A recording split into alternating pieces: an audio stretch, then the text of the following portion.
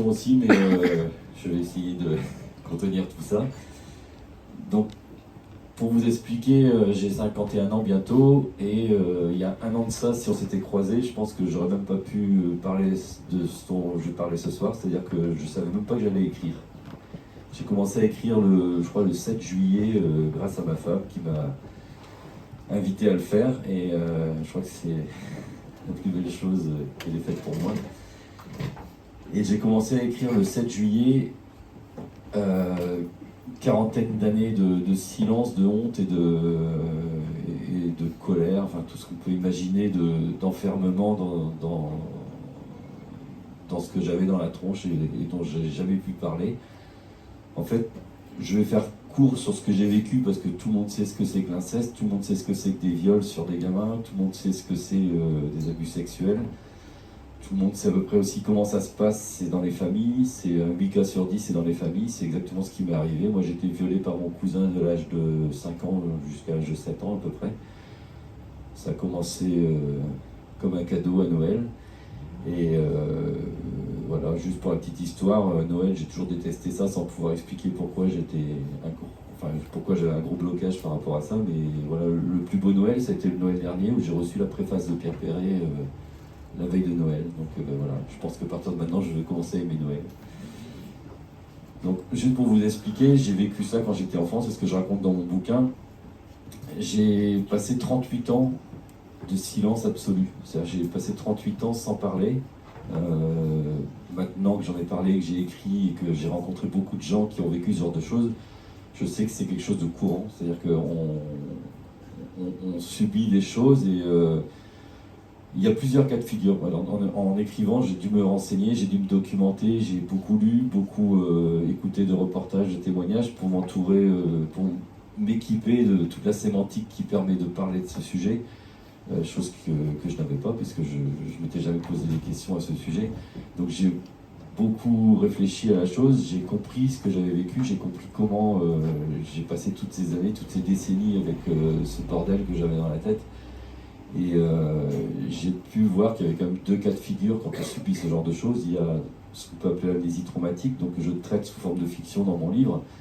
Mais en ce qui me concerne, moi, j'ai pas vécu d'amnésie traumatique. C'est-à-dire que moi, j'ai pensé tous les jours de ma vie à ce que j'ai vécu, et encore aujourd'hui, j'y pense.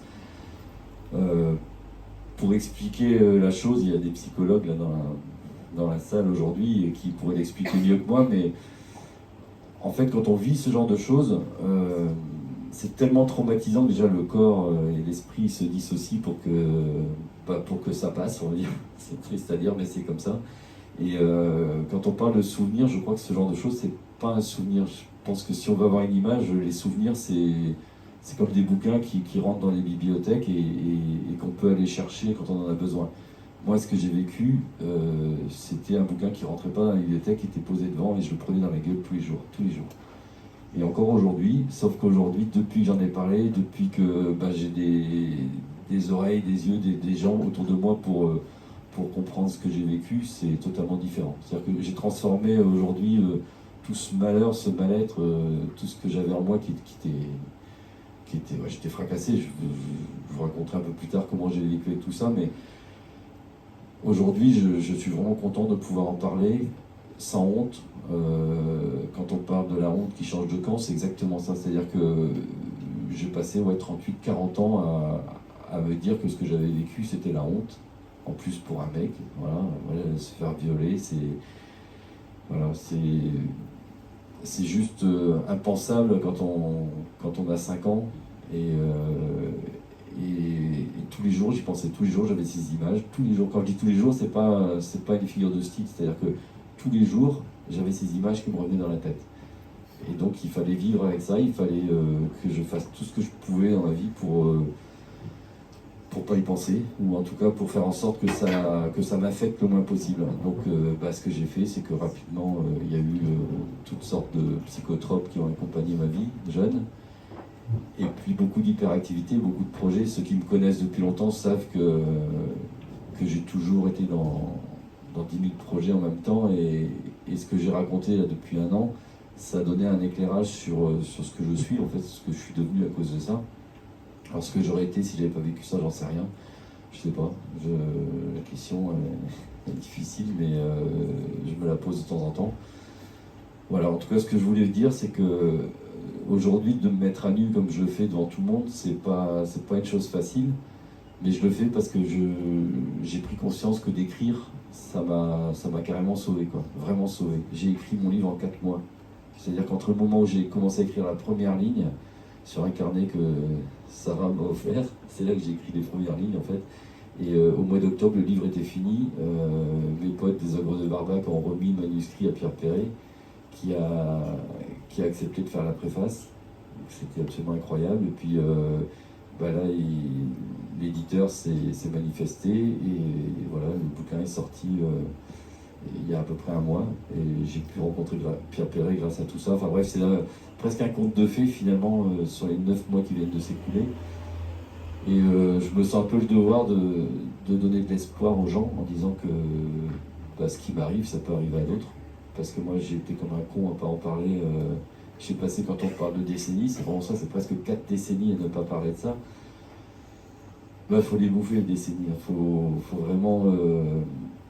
on passe par tous les stades hein, quand on est dans cet état-là. C'est des hauts, des bas, c'est 4 jours sur 5 où ça va pas, où l'entourage, il est obligé de subir les humeurs, les coups de blues qui s'expliquent pas et qui gavent tout le monde. Donc ça, c'est encore une fois, je remercie Enec d'avoir supporté ces 2 décennies, plus de 2 décennies qu'on est ensemble, et merci encore. Voilà, donc voilà pour mon histoire. Je vais pas faire plus long. Dans mon livre, en fait, j'ai raconté donc 5 histoires qui sont le fruit de ce que j'ai pu comprendre de ce phénomène qui est hyper répandu, puisque maintenant que j'en ai parlé autour de moi, les langues se délient et les gens parlent. Et j'ai beaucoup de gens qui m'ont raconté des choses qu'ils ont subies aussi et qui n'en avaient jamais parlé.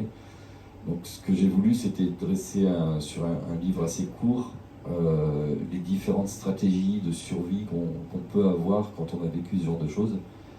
À savoir que moi, ça a été de lutter pour vivre, même si j'ai souvent eu envie de lâcher l'affaire. Les enfants sont là pour faire passer les idées noires, et ça c'est une bonne chose. J'ai écrit ensuite une deuxième histoire qui est une histoire vraie aussi, qui est l'histoire de mes super amis que je connais depuis tout jeune, qui ont eu une fille qui a l'âge de ma grande fille, qui aurait eu l'âge de ma grande fille, qui a subi des abus sexuels à l'âge de 14 ans et qui, contrairement à ce que moi j'ai pu essayer de faire, elle s'est laissée dériver dans la rue avec des punks à chiens, etc. Elle est décédée d'une overdose de crack l'an dernier. Et pour moi, ce qui s'est passé là, ça a été décisif. J'étais avec Fanny d'ailleurs au théâtre plein air en train de préparer la compéticorne quand j'ai eu l'information. Et j'ai tout stoppé, je suis parti à Nantes retrouver mes amis. Et moi, ça a été un électrochoc parce que ça m'a ramené à mon cas et j'ai compris qu'en fait, on n'est jamais sorti d'affaire. Quand on vit ce genre de choses, c'est vraiment une condamnation à perpète, quoi. Tout ce qu'on peut faire, c'est essayer de s'en sortir du mieux qu'on peut et en parler le plus vite possible, quoi. C'est la seule chose que je puisse conseiller aux gens qui sont dans mon cas.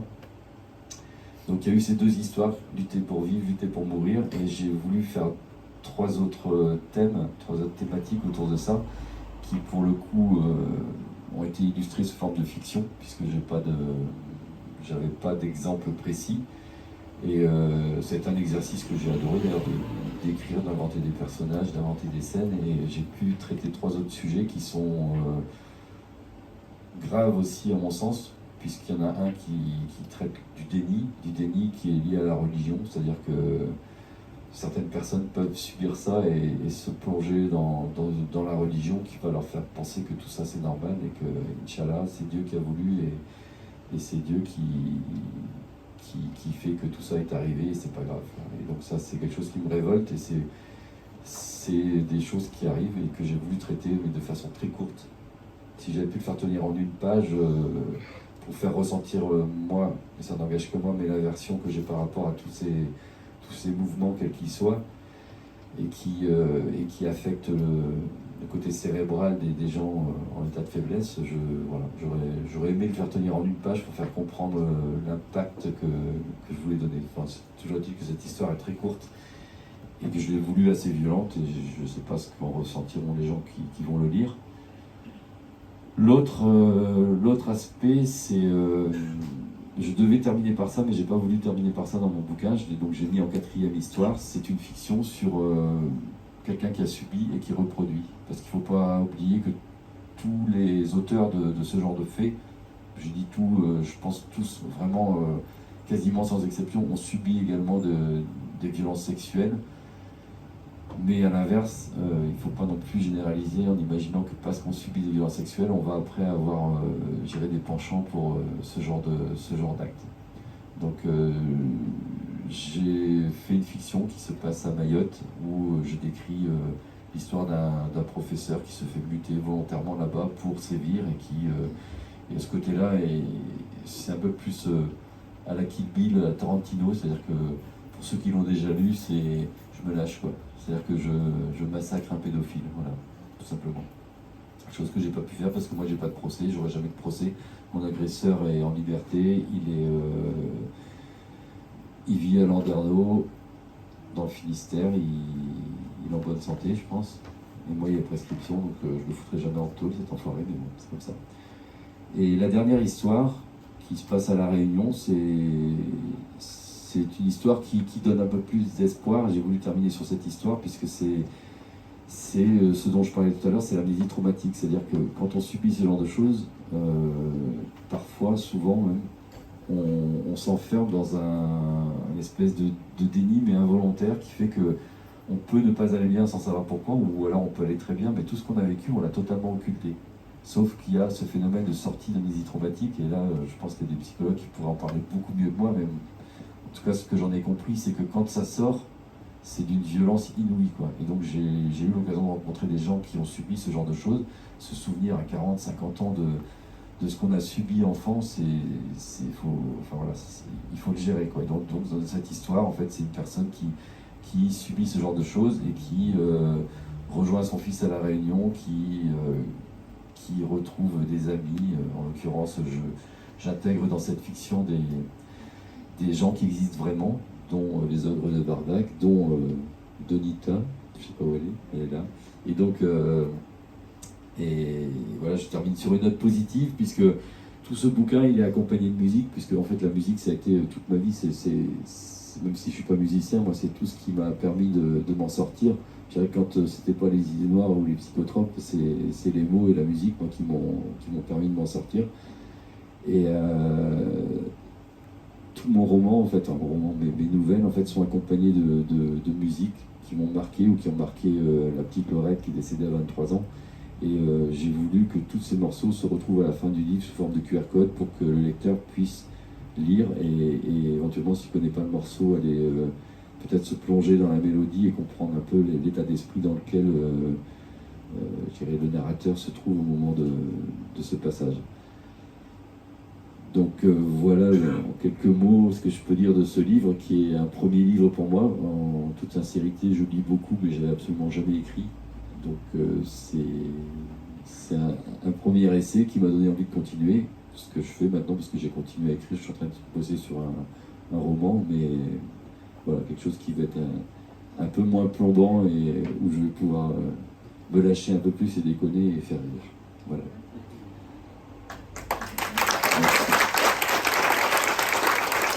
Qui veulent savoir comment j'ai écrit, comment ça s'est passé, ou comment j'ai vécu toutes ces années, ou pourquoi j'ai pas parlé. Moi, il n'y a pas de tabou, je peux répondre à toutes les questions sur le sujet, parce qu'il y a des gens qui savent exactement de ce dont je parle, puisqu'il y a des gens forcément statistiquement dans cette assemblée qui ont vécu ça, puisque on est très nombreux à être concernés.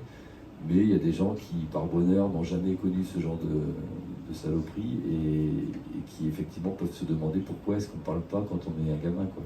Et voilà. Si vous avez des questions, en tout cas, je suis prêt à y répondre. Oui.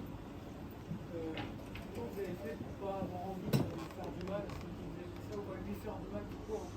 Bah, c'est même pire que ça, si tu veux. Je vais te raconter ce qui s'est passé. C'est que mon cousin qui m'a agressé quand j'étais gamin, c'est devenu après le parrain de mon frère. Et donc je l'ai toujours eu dans les pattes, en fait, dans les repas de famille, etc. Et mieux que ça, quand j'avais 30 ans, j'étais responsable d'une agence d'intérim avec les Naïg. Quand on s'est connus au début, j'étais à Brest, j'étais responsable d'une agence d'intérim. Donc j'avais des postes à proposer. Et ma famille m'a dit, ouais, il n'y a pas de boulot, il est dans la merde et tout. Donc j'ai eu ce mec pendant 3 ans salarié chez moi. Voilà. Sans pouvoir dire, parce que si j'avais refusé de le faire bosser, ben, il aurait fallu que j'explique pourquoi. Donc j'ai continué dans mon mensonge et les naïfs pourraient en témoigner que c'était un sale con, mais que je continuais à le faire bosser, personne ne comprenait pourquoi je le faisais bosser. Et voilà, j'étais enfermé dans ce silence et c'est le sort de tous les gens qui ont décidé de ne pas parler. Moi, j'avais jamais prévu de parler.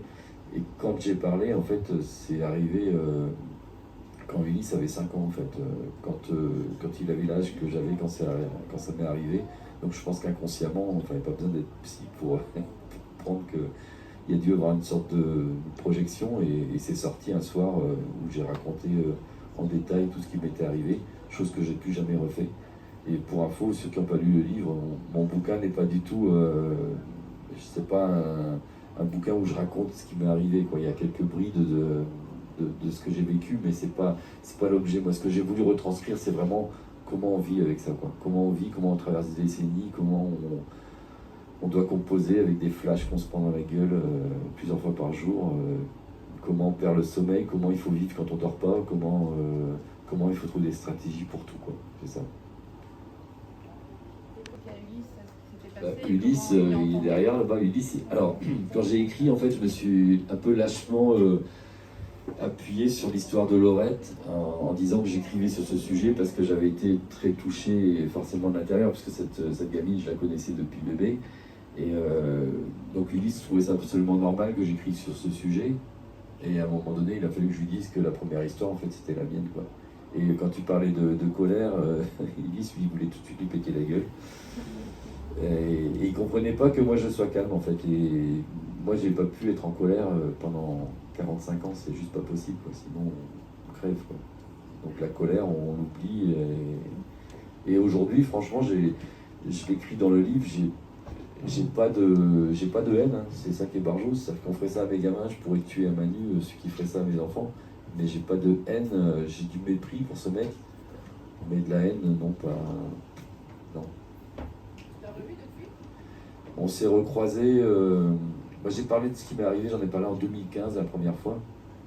Et puis après, plus rien, parce que quand on en a parlé avec les naïcs, avec mes parents, ça a été pour moi encore un deuxième enfermement, parce que je leur ai rajouté un truc. Enfin, ça a été un choc pour tout le monde, et en fait, personne ne savait quoi foutre de cette information.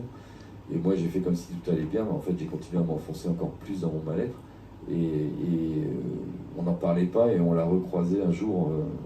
À Brest, on s'est garé, on a crevé, enfin, comme quoi le destin, on a crevé à la bagnole en face du banc où il était en train de picoler des bières avec des mecs, puisqu'il est à moitié clochard. Et là, ouais, là j'ai paniqué, en fait. J'ai paniqué parce que là j'avais parlé, je savais que j'étais plus tout seul à savoir, et ouais, ce jour-là j'ai flippé. J'ai flippé, je ne l'ai plus jamais revu, après je suis parti, mais presque en courant, quoi. Et le fait d'avoir parlé de ça depuis un an, de l'écrire, est-ce que tu as envoyé une bombe familiale ?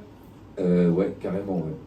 Carrément. Du côté de ma famille proche, de mes parents, mes frangins et tout ça, tout le monde est au courant et tout le monde était avec moi. Parce que j'ai quand même, faut quand même imaginer que quand on est dans le silence comme ça, on a aussi toute la culpabilité de pas avoir parlé, d'avoir laissé un mec dans la nature et de ne pas savoir qui a subi ses propres enfants. Il a 2 garçons, mes frères, est-ce qu'ils avaient subi tout ça? Mes frères, je l'ai su en 2015 quand j'en ai parlé, j'ai su qu'eux n'avaient rien subi. Donc ça m'a rassuré. Mais en fait, il y a 3 semaines de ça, il y a eu un article dans le Télégramme, une page entière dans le Télégramme de Brest, où il y avait ma tronche en plein milieu, avec mon nom forcément, mais je savais ce que je faisais. Et là, ouais, ça a déclenché des trucs. C'est-à-dire que la mère de mon agresseur, qui a 84 ans, je l'ai eu au téléphone le lendemain. J'ai eu le fils de mon agresseur aussi, avec qui j'ai aucun contact, je l'ai eu au téléphone. Et l'un comme l'autre était atterré à 200% avec moi. Et pour vous dire, ça va être super dur ce que je veux dire, mais la mère de mon agresseur m'a dit: j'espère qu'il va tomber sur le journal et qu'il va se pendre, ce connard. Voilà. Voilà ce que ça peut faire, quoi. C'est-à-dire qu'un mec, pour des pulsions, va violer un gamin, et derrière, c'est des décennies de silence, une famille qui est... Parce qu'aujourd'hui, moi, je suis loin, mais je peux vous dire que je sais très bien que ça cause, et que mes parents qui sont vieillissants, ma tante qui a 84 ans, bah c'est un peu le bordel dans leur tête, quoi. Mais après, moi, c'est bon, j'en ai assez bavé, j'ai envie de dire, chacun sa merde, quoi. C'est bon, j'ai eu ma part. Est-ce que tu étais la seule victime ou il y a eu d'autres enfants de ta famille? Alors, j'ai pu savoir quand j'ai eu son fils au téléphone, il a abandonné ses enfants. Hein. C'est un mec comme ça. Il a abandonné ses enfants il y a 15 ans, donc son fils, il l'a pas vu depuis qu'il avait 7 ans, à peine recroisé, mais lui, il m'a dit qu'il n'avait pas le souvenir d'avoir subi quoi que ce soit, ni lui, ni son frère. Donc déjà, c'est plutôt une bonne chose. Mais moi, je suis persuadé qu'il y a eu d'autres victimes, j'en suis sûr. Enfin, pour moi, j'ai aucun doute là-dessus. Et enfin, pour avoir creusé un peu le sujet maintenant, je sais que ce genre de mec, et puis les images que j'ai en tête, je sais que c'était pas un mec... alors c'est toujours des actions d'opportunité, c'est-à-dire que j'étais un steak dans une assiette pour un mec qui avait ce genre de pulsion. Mais ces mecs-là, ils savent à qui s'en prendre. C'est-à-dire qu'ils s'en avaient pas pris à mon frère, on avait 1 an d'écart. Mon frère, il a rien subi parce qu'il savait que mon frère aurait parlé et moi, j'ai pas parlé, quoi. Donc c'est des gens qui savent faire, quoi. Voilà. Ton agresseur avait lui-même subi des abus? Et ben c'est les questions qui se sont posées il y a 3 semaines. Et ouais, je pense qu'il y a dû y avoir des choses dans la famille. Ouais. Parce que je pense que, encore une fois, pour avoir creusé le sujet, l'inceste, quand on découvre dans une famille, c'est pas un cas isolé, quoi. Et moi qui pensais d'une famille absolument normale, pas du tout, en fait, quoi. Absolument pas. Et c'est dramatique, hein, mais je veux dire, je suis bien content d'être à 10 000 km de tout ce bordel. Voilà. Et je regrette de ne pas en avoir parlé avant. Alors, autant j'ai regretté d'en avoir parlé la première fois, vraiment, j'ai regretté d'en avoir parlé parce que j'étais encore plus mal.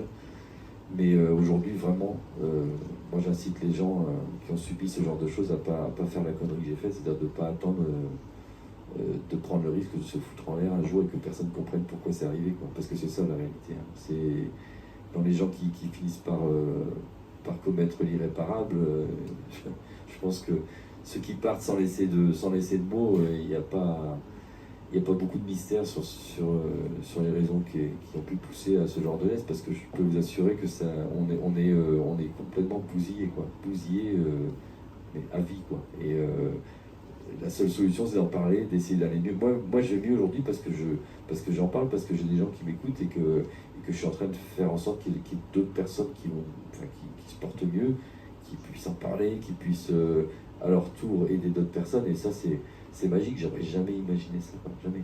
Et c'est... Voilà, maintenant quand j'ai ces images qui arrivent, eh ben, c'est à ça que je pense. Voilà, donc je me dis... voilà. Voilà. Ouais. En tant que parent, je me demande toujours quelles paroles on doit avoir vis-à-vis de nos enfants pour les protéger, parce que c'est vrai que les enfants n'en parlent pas à leurs propres parents. Et qu'est-ce qu'on aurait pu dire à un enfant de 5 ans que vous étiez pour lui libérer du secret? Il y avait moyen ou pas? Je pense qu'il y a des signes quand même. Alors moi, sans vouloir accabler mes parents, parce que c'était terrible pour eux quand j'aurais raconté ça, je peux vous dire que on imagine tous hein, son enfant qui nous dit, qui raconte ce genre de choses. Depuis là, je suis passé à côté d'un truc. Moi, j'ai tout de suite voulu déculpabiliser mes parents et ma tante et tout le monde. Enfin, vraiment, j'aurais dit voilà, c'est pas le but. J'ai fait pas ça pour ça. Mais malgré tout, j'ai le souvenir d'avoir été un jour au grenier avec mon cousin et que quelqu'un est venu, c'était ma tante ou mon oncle, un des deux, qui est venu et qui m'a vu là, prostré à côté de mon cousin qui était un sociopathe et qui n'avait absolument rien à foutre de personne, qui n'avait pas un regard pour moi, pour ses cousins à l'époque, et qui jouait avec son petit cousin dans le grenier. Enfin, c'était pas logique. C'était pas logique. Tout ça, j'ai compris en écrivant, parce que c'était le bordel dans ma tête. Il a fallu que j'écrive pour comprendre et ordonner toutes mes idées. Et encore une fois, quand j'ai écrit ceux qui l'ont lu, je ne parle à la troisième personne, parce que j'ai pas pu écrire à la première personne. Quand j'ai écrit la première fois, j'ai écrit même au passé. Et c'est mon frère qui m'a dit, essaye d'écrire au présent, ça va être plus fort. Donc j'ai tout repris, j'ai tout réécrit au présent, et là, il y a des... Le cerveau, c'est quand même incroyable, c'est que j'ai des choses qui me sont revenues, que j'avais totalement occultées, quoi. Et des choses hyper précises qui sont revenues comme des souvenirs. Et les choses dont je vous parle, c'était il y a 46 ans maintenant, mais je me rappelle comme la bière que j'ai bu tout à l'heure, quoi. C'est aussi clair et net que ça, quoi. C'est tout. J'ai les souvenirs de tout. C'est-à-dire que j'ai la matière, les couvre-lits, les odeurs, les sensations, tout est hyper précis dans la tête, quoi. Alors, que dire à un enfant, je ne sais pas, c'est... Moi, je ne suis pas psychologue, je me retrouve aujourd'hui à recueillir des confessions, je me retrouve dans des situations parfois vachement embarrassantes qui me plombent aussi, parce que c'est... Mais en fait, j'ai envie quand même, malgré tout, d'écouter et d'aider les gens que je peux aider, en faisant en sorte de me préserver, parce que moi, je suis loin d'être guéri. Mais je pense qu'il n'y a que en faisant ça, ce que je suis en train de faire, c'est de parler et de faire en sorte que ce ne soit pas un sujet tabou, que les gens sachent, que les enfants sachent que leur corps leur appartient, et qu'il n'y a pas à avoir de gestes déplacés dans la famille, il n'y a pas... Le tonton, il n'a pas à mettre la main aux fesses de la gamine, ce genre de choses, quoi. C'est juste une évidence, quoi. Il va falloir du temps, mais je pense qu'on est sur la bonne voie. J'ai l'impression qu'on arrive à en parler. Et moi, j'étais à Mayotte la semaine dernière avec Julie et des amis musiciens. On a fait un atelier d'écriture avec des gamins des rues qui sont pris en charge par une association. On a écrit une chanson avec eux qui s'appelle Mon corps est à moi, et en français et en shimaoré, où on les a amenés à écrire ce genre de choses, et la chanson va sortir bientôt. C'est juste une merveille, cette chanson, et on espère que ça va servir de porte-drapeau pour le message qu'on veut passer, quoi. Voilà. Ouais, c'est une responsabilité collective, et là, ce dont je suis en train de parler aujourd'hui, c'est un vrai problème de santé publique, parce qu'on est des millions, c'est 160 000 enfants qui sont agressés chaque année, au bas mot. C'est des millions de gens sur cette terre qui sont des gens qui sont bousillés plus ou moins. Moi, j'ai des potes qui ont vécu ça, qui me disent ça va, ok, bien. Moi, ça allait pas, quoi. Moi, ça allait pas du tout, mais alors pas du tout. Et puis j'en connais plein qui vont pas du tout bien non plus, quoi. Donc il faut en parler, et puis voilà, il faut que les gens qui aient ce genre de penchant soient neutralisés. Il faut que peut-être qu'il y ait des numéros verts pour des gens qui se sentent prêts à avoir ce genre d'agissement. Ça n'existe pas, tout ça, on n'en parle pas. Personne n'en parle, quoi. Enfin, personne n'en parle. Si, il y a des associations, on commence à en parler, mais il y a un vrai boulot, et puis il y a un putain de fossé avant d'arriver à passer le message, quoi. Et ici, à La Réunion, c'est... Mayotte, j'en parle même pas, quoi. Il y avait une certaine omerta, quand même, en Bretagne à l'époque. Il faut se replonger c'était dans les années 70, hein. Moi, alors c'est rigolo, entre guillemets, mais moi, mon calvaire, il s'est arrêté en 79, et c'est l'année où Mon Petit Loup est sorti. Donc, tu vois, il y a plein de signes comme ça qui ont fait, quand j'ai tout regroupé pour faire cet ouvrage, je me suis dit, ouais, il y a des signes, et ça me parle, il n'y a pas de hasard, quoi, voilà. Et encore une fois, pour moi, c'est vachement bizarre d'être là, de parler de tout ça, parce que j'aurais pas imaginé ça il y a un an. Il y a un an, j'en avais parlé avec les naïcs, j'en avais parlé avec mes parents, avec des potes, mais de façon très épisodique, et surtout, je suis resté vraiment 38 ans dans un silence absolu, quoi. 38 ans sans parler de ça, quoi. Et c'est le cas de beaucoup de gens, hein, parce que quand je vous dis que j'ai eu ma tante, la mère de mon agresseur, au téléphone, il y a 3 semaines, elle m'a raconté qu'elle-même avait subi dans la famille des abus. Elle a 84 ans, hein. Et donc elle m'a raconté qu'elle avait subi des abus par un vieillon que je connaissais, forcément, qui est mort depuis longtemps, et elle n'avait jamais parlé à personne. Jamais. Après, quand tu dis que les gens vont bien, c'est relatif, en fait. Quand tu dis la Bretagne, c'est partout. Enfin, oui, c'est partout, mais... Au fond du Gers, c'est une mamie qui avait une herpès chirurgicale qui a commencé à 75 ans. Et quand j'ai commencé à questionner, parce que l'année d'après, elle a refait à la même époque, date anniversaire. Et quand j'ai commencé à questionner, à un moment donné, on va bien mentalement, on va bien, et puis comme tu dis, il y a l'amnésie traumatique, et du coup, ça c'est important aussi. Et je pense que dans les choses qui doivent changer, et je vois qu'il y a Jessie et les gens qui sont là, c'est tout le boulot qui est fait au niveau de la prévention, parce que moi, ce que je propose aujourd'hui, c'est de raconter mon histoire, peut-être à titre préventif, mais ce que j'ai envie de faire pour me rendre utile, moi, c'est plutôt de réparer les âmes cabossées. C'est ça, moi, c'est des gens qui font de la prévention, il y en a plein. Moi, j'ai envie de réparer ceux qui sont abîmés avec de la musique, etc. Mais au niveau de la prévention, ce qui est fait et qui doit continuer à être fait, c'est de filer les bonnes lunettes à tous les professionnels de l'enfance. C'est-à-dire que tous les gens qui ont des gamins entre les mains, d'une manière ou d'une autre, qu'ils aient ces putains de lunettes pour comprendre un dysfonctionnement chez un enfant, quoi. Un enfant qui dort sur sa table le matin, peut-être se poser la question de savoir, c'est pas juste une grosse feignasse, quoi. Peut-être que la nuit, il se fait démonter par son père. Enfin, je suis cru, mais c'est ça la réalité, quoi. Et Jessie, elle en a rencontré des cas comme ça. Moi, j'ai eu des confessions absolument atroces de cas qui sont... ça dépasse l'entendement, quoi. Moi, à la limite, ce que j'ai vécu, c'est presque du gâteau par rapport à ce que certains m'ont raconté, quoi. Donc, ouais, c'est... Voilà. Moi, si j'arrive à faire en sorte que certaines personnes ici puissent partir avec ce message-là et puis dire, ouais, il faut en parler ouvertement, ouais.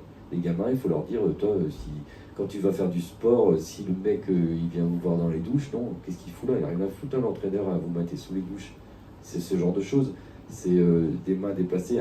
Un adulte n'a pas à toucher un enfant, quoi. Voilà, c'est aussi simple que ça, quoi.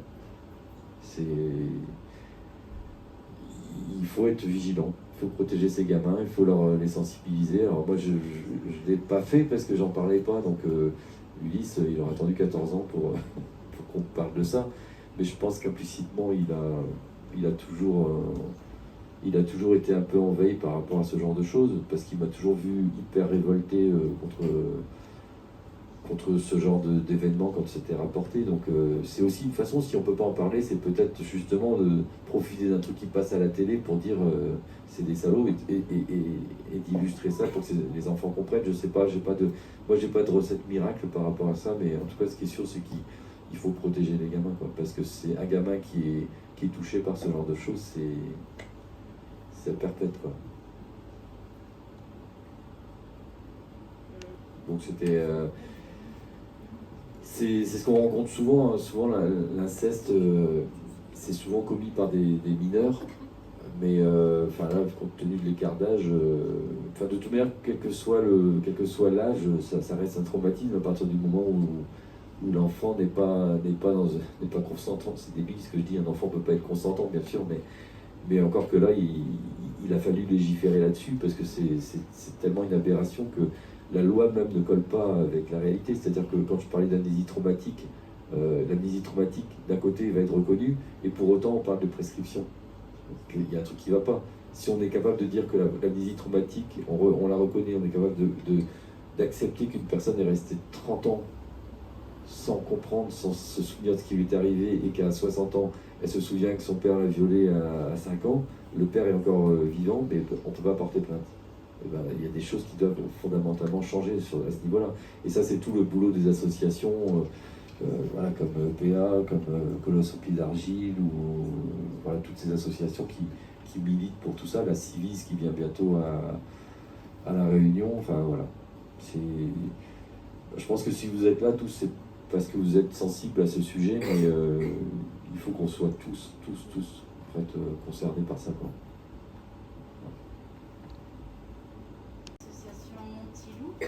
Ouais, alors en fait, ça c'est lié aux pathologies que j'ai, c'est-à-dire que comme je suis un peu impatient, il y a eu tout le laps de temps en fait qui s'est passé entre le moment où j'ai déposé mon manuscrit et le moment où il est sorti. Moi j'ai trépigné un peu, il fallait que je m'occupe, et donc ma tête a commencé à continuer à tourner. Je me suis dit, voilà, il faut que je fasse quelque chose, donc j'ai créé l'association Mon Petit Loup pour organiser des ateliers d'écriture. Et ben, en fait c'est lancé, on va démarrer très prochainement avec une psychologue clinicienne qui est ici. Et on est en train de créer tout le concept. Il y aura, je ne sais pas s'il est arrivé, Henri. Et il est là, Henri, voilà, qui est prof de musique, piano, guitare, qui anime des ateliers d'écriture. Et ensemble, on va essayer de créer quelque chose de fort pour ce que je disais tout à l'heure, pour réparer les âmes cabossées, pour les aider en tout cas aux personnes qui en manifestent le désir d'écrire, d'exprimer par écrit, ou sous forme de dessin, de poésie, de chanson, j'en sais rien, on verra. Les choses se feront comme elles doivent se faire, mais on offrira cette possibilité avec avec des recettes du bouquin, avec une soirée comme celle-là, avec mes amis JP, Bastien, Maëva, et puis Serge et Donita qui viennent jouer gracieusement pour cette soirée, et qui permet de récolter des fonds et qui nous permet directement de démarrer le mois prochain les premiers ateliers. On va aussi faire à Mayotte fin août, et puis si ça fonctionne, si le concept marche, on va le généraliser. Et au-delà de ça, juste pour la petite histoire, en fait, quand j'ai créé l'association, j'ai ouvert un compte au Crédit Agricole, et c'est eux qui, ça n'arrive jamais, hein, c'est Crédit Agricole qui m'a convoqué pour me dire, nous on veut être parrain de l'association, on veut avec la fondation vous aider. Ils m'ont parlé d'un premier chèque de 15 000 €, donc ça veut dire qu'on va pouvoir carrément faire un reportage de ce qu'on va réaliser, on va pouvoir créer un site internet pour restituer les travaux qui vont avoir lieu. Donc voilà, ça c'est toute la partie de ce qu'on va faire en local avec mon petit loup. Et sur un autre plan qui est un peu plus ambitieux, mais auquel je crois beaucoup, c'est que je vais solliciter des artistes dont la voix porte pour leur demander d'écrire sur le sujet. Parce que je trouve qu'en termes de chansons, pour parler de cette problématique, on a Mon Petit Loup, on a L'Aigle Noir, il y en a certainement d'autres, mais elles sont très peu nombreuses, ces chansons. Et moi, pour avoir traversé toutes ces décennies avec une chanson sous le bras qui m'a carrément sauvé la vie, je me dis qu'il faut que tous ces gens qui ont une plume extraordinaire, qui savent écrire, qui savent emporter sur des chansons d'amour, qui savent écrire sur les ruptures, qui savent écrire sur tout ça. Alors je sais que c'est un sujet qui est délicat, mais je vais solliciter des gens, des chanteurs connus, pour leur demander d'écrire sur le sujet. Et je suis en contact aussi avec une réalisatrice qui a fait qui fait partie de l'agence Kappa, en fait, qui s'appelle Andrea Rollin, et qui est partante pour éventuellement faire un sujet, un 52 minutes qu'on pourrait... Alors ça c'est un projet, hein, ce dont je vous parle, il n'y a rien de signé, mais en tout cas elle est partante, on a échangé là-dessus. Si certains artistes acceptent le défi et acceptent d'écrire, eh bien on ferait un reportage sur peut-être 18 mois, 24 mois, sur la prise de contact, l'écriture et la réalisation des chansons, et la manière dont on les diffuserait pour passer le message. Voilà. C'est la seule solution. Si on veut aller vite, il faut qu'il y ait des gens dont la voix porte qui parlent de ce sujet. Voilà ce que je pense, et voilà ce que je veux faire. Si je réussis ça, je serai content. J'aurais l'impression d'avoir marqué mon passage sur cette terre. Voilà. Et je voudrais juste témoigner pour ceux qui vont le lire que c'est un livre solaire, et c'est un livre qui est de santé publique, qui est important, qu'il faut diffuser, qu'il faut l'envoyer dans les bibliothèques, les CDI, un peu partout. Il est vital pour aider à sauver les gamins. Et vraiment bravo Nico, parce que tu as transformé un sujet abominable en un gros soleil. Merci beaucoup. J'espère que